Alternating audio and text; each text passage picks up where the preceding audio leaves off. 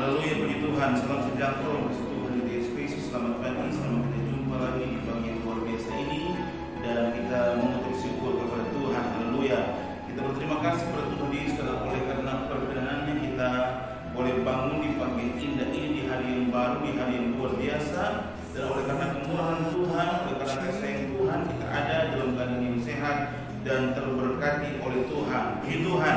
Dan bersyukur kepada Tuhan karena melewati masa-masa ujian dan keadaan dunia yang sulit ini, kita tetap terpelihara oleh Tuhan, sehingga pada pagi yang indah ini kita boleh mengucap syukur lewat ibadah kita dan juga lewat keterbukaan hati kita untuk dapat mendengarkan, meresponi dan melakukan kehendak firman Tuhan. Tuhan, pagi yang indah ini telah berikan firman Tuhan. Saya angkat satu tema untuk kita renungkan di saat ini, yaitu indahnya hidup dalam pengharapan. Puji Tuhan, bersama-sama kita lihat firman Tuhan dalam Mazmur 146, dibaca ayatnya yang ke-5.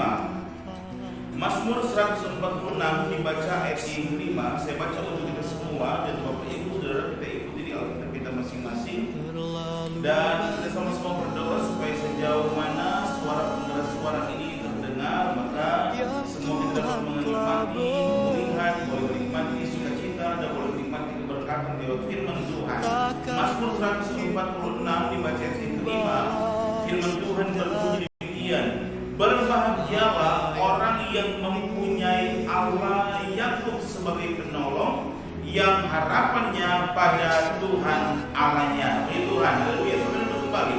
Saya baca sekali lagi.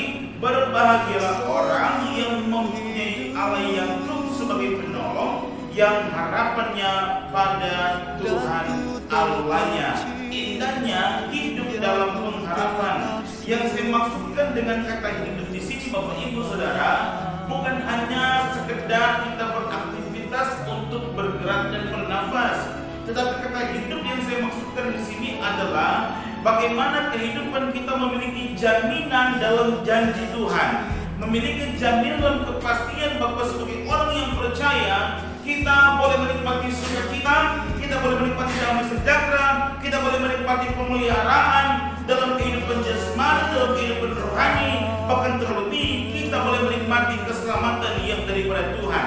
Artinya, kata hidup di sini adalah bagaimana menikmati keindahan dalam kesementaraan kita di dunia ini, sampai kita boleh menikmati kehidupan yang kekal bersama dengan Tuhan di surga yang mulia. Indahnya hidup dalam pengharapan. Kata pengharapan atau harapan ini memiliki arti adalah keinginan agar sesuatu itu terjadi, atau keinginan agar sesuatu itu menjadi kenyataan. Jadi kalau kita bicara tentang harapan tentang kesehatan, itu berarti kita menginginkan agar supaya kesehatan itu benar-benar menjadi kenyataan dalam kehidupan kita. Kalau kita bicara tentang harapan kesuksesan, maka kerinduan kita, keinginan kita supaya kesuksesan itu menjadi nyata dalam kehidupan kita. Kalau kita bicara tentang harapan, tentang keberhasilan, tentang sukacita, tentang damai sejahtera, tentang kebahagiaan, maka keinginan kita, semua hal itu menjadi nyata dalam kehidupan kita. Nah, Bapak Ibu Saudara yang dicintai kasih Tuhan, harapan itu sejalan atau seirama dengan keyakinan. Kenapa seperti itu? Karena tanpa keyakinan, harapan hanyalah angan-angan belaka. Tanpa keyakinan, harapan hanyalah seperti mimpi yang kosong. Tetapi dengan keyakinan, harapan menjadi suatu kenyataan. Jadi harapan itu sejalan dengan keyakinan. Karena kalau kita mau supaya harapan kita menjadi kenyataan, maka kita harus meyakini hal itu benar-benar adalah suatu kepastian. Di satu sisi, Bapak Ibu Saudara, harapan itu bertolak belakang dengan kekhawatiran. Kenapa? Karena harapan tidak mungkin akan menjadi kenyataan. Harapan tidak mungkin akan menjadi sesuatu yang nyata dalam kehidupan kita jika dalam penantian hidup kita dipenuhi dengan kekhawatiran. Banyak hal tidak seperti itu, kita terlalu khawatir.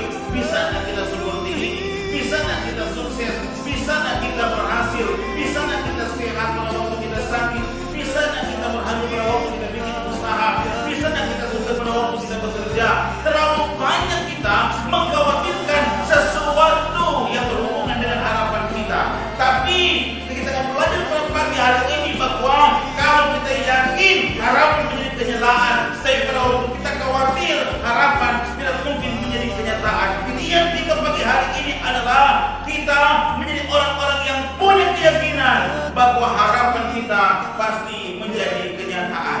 Saya pelajari ya, bagaimanakah ciri khas atau bagaimanakah model orang-orang yang berpengharapan itu sehingga kita akan menikmati indahnya hidup dalam pengharapan. Yang saya pelajari pertama bahwa orang yang berpengharapan itu adalah orang yang punya keyakinan bahwa hidup kita tetap dipelihara oleh Tuhan. Amin.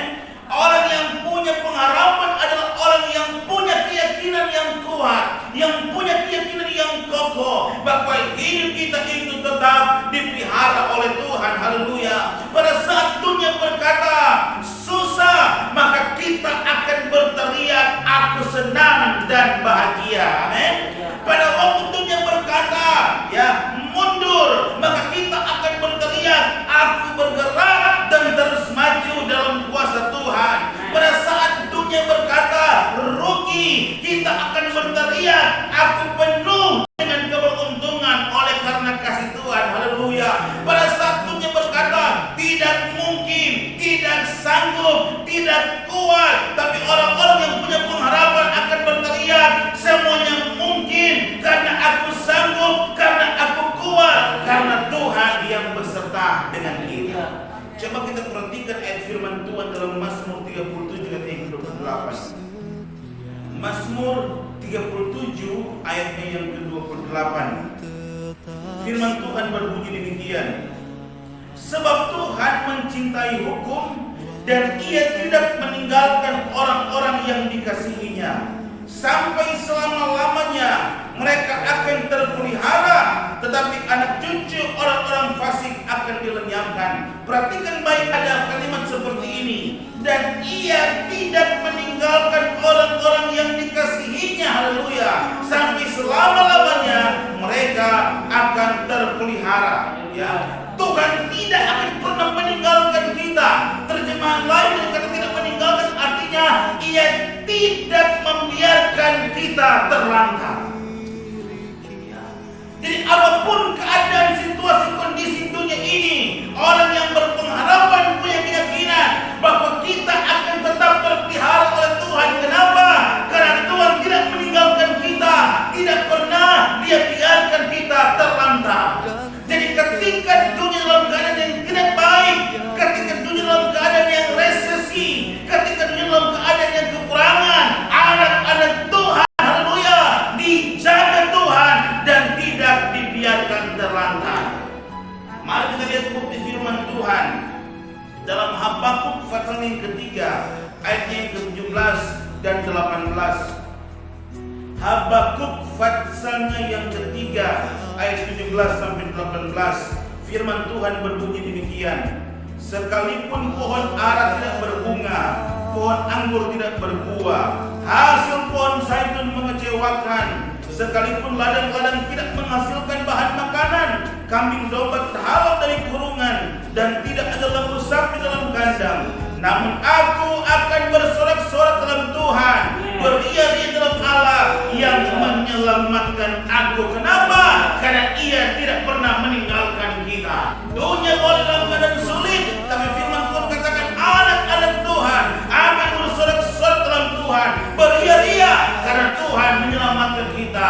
Dia tidak pernah meninggalkan kita, Dia tidak pernah meninggalkan kita terlantar.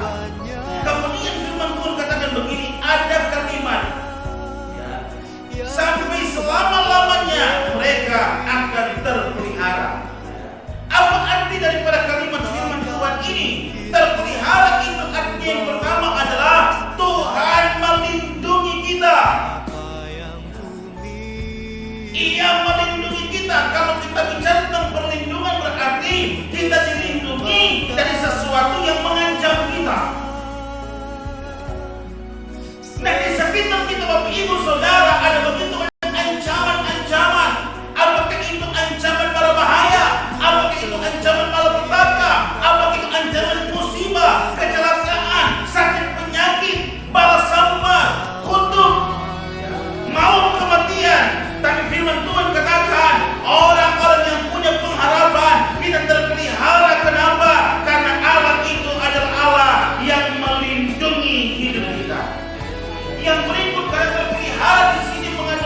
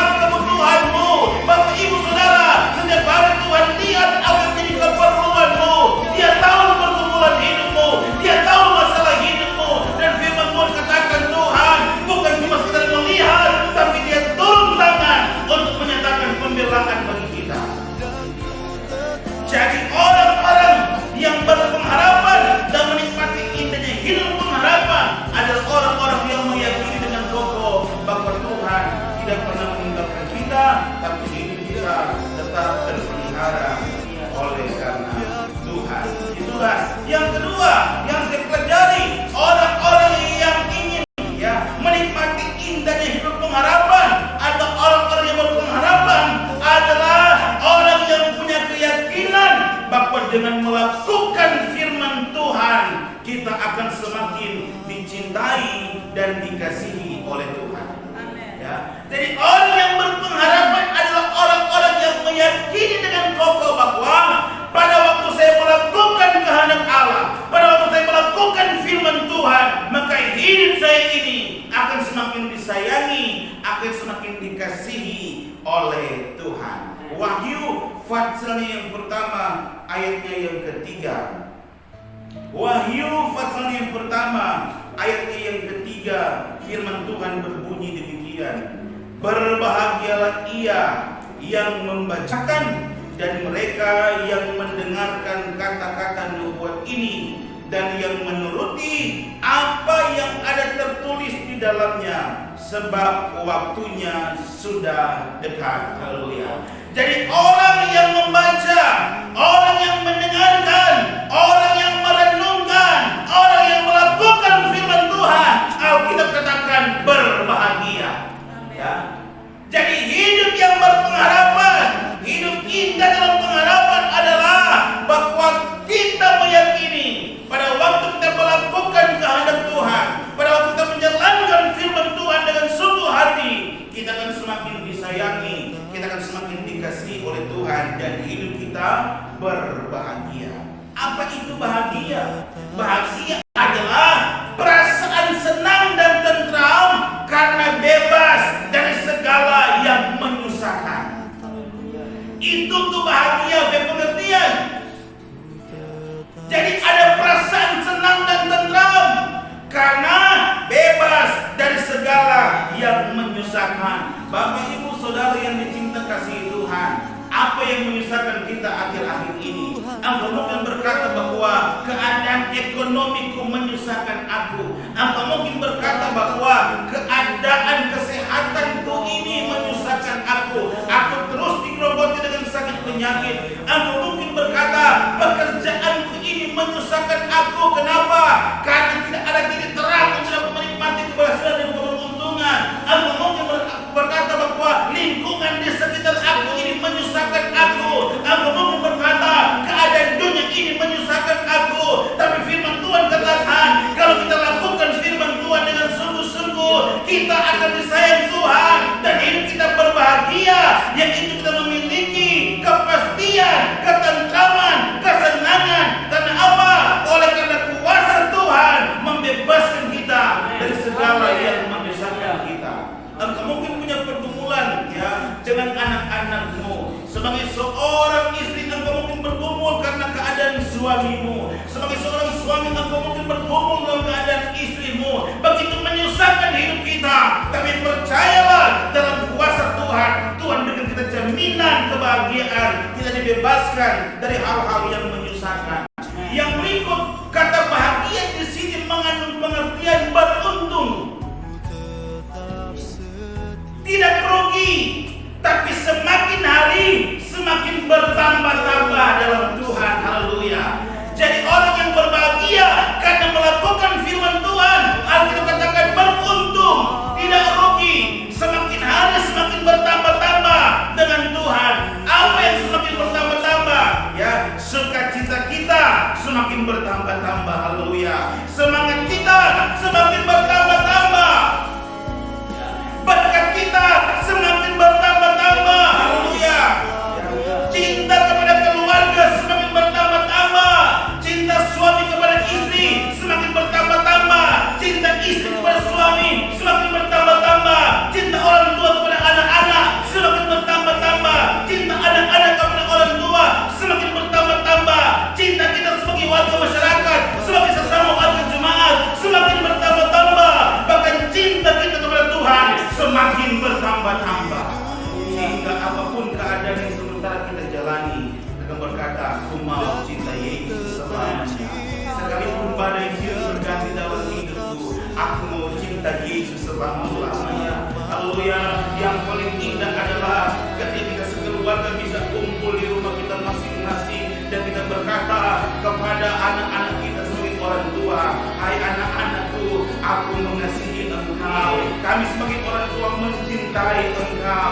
Sebagai anak-anak dengan penuh ketulusan kita berkata, Pak, Mak, kami juga anak-anak mengasihi dan mencintai Papa dan Mama lebih dan lebih lagi. Haleluya. Satu sisi positif dari keadaan yang sebentar terjadi pada waktu kita ya harus dirumahkan ya, ada keuntungan itu supaya keluarga boleh menjadi satu dalam rumah, membangun keakraban, membangun keharmonisan dan membangun neksma keluarga di rumah kita masing-masing. Dan saya percaya semakin cinta kita bertambah-tambah, semakin sayang kita bertambah-tambah, semakin juga berkat Tuhan bertambah-tambah dalam hidup kita.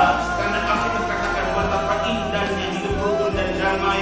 Karena dalam keadaan seperti itulah Tuhan memberikan berkat untuk kita, bukan untuk sementara waktu, tapi berkat untuk selama-lamanya. Jadi mari kita adakan pemulihan dalam kehidupan kita. Kita adakan pemulihan dalam hubungan kita. Kalau selama ini ada hubungan yang kurang baik antara orang tua dan anak-anak, cepat selesaikan itu dan bangun kembali hubungan yang baik. Kalau selama ini tidak ada hubungan yang baik antara suami dan istri, selesaikan dengan cepat. Kita harus punya hubungan yang baik antara suami dan istri supaya kehidupan kita semakin bertambah-tambah beruntung dengan Tuhan. Kalau selama ini kita mungkin punya hubungan yang kurang baik dengan sesama jemaat dan masyarakat, mari kita bangun kembali hubungan yang baik karena Tuhan mau seperti itu. Kita menjadi satu, kita rukun dan damai supaya apa? Kehidupan kita berbahagia, kehidupan kita beruntung, tidak rugi, tapi semakin hari semakin bertambah-tambah dengan Tuhan. Jadi indahnya hidup dalam kelimpahan. Kenapa? Karena yang pertama kita meyakini hidup kita terpelihara oleh Tuhan, dan yang kedua kita meyakini bahwa pada waktu kita melakukan firman Tuhan, maka kehidupan kita akan semakin disayang, akan semakin dicintai oleh Tuhan. Dan kalau kehidupan kita disayang, ya dicintai oleh Tuhan, maka hidup kita berbahagia, yaitu kita dilepaskan dari ya hal-hal yang menyusahkan. Yang berikut kita akan mengalami hidup beruntung, tidak rugi, tapi semakin hari semakin bertambah-tambah dalam Tuhan. Tuhan Yesus memberkati kita semua, dan kita percaya bahwa ada shalom dari Tuhan, ada damai dari Tuhan menjadi bagian kita semua. Salam sejahtera untuk kita semua, salam sukacita, salam pemulihan. Tuhan Yesus memberkati, biar kita hidup ya menikmati keindahan dalam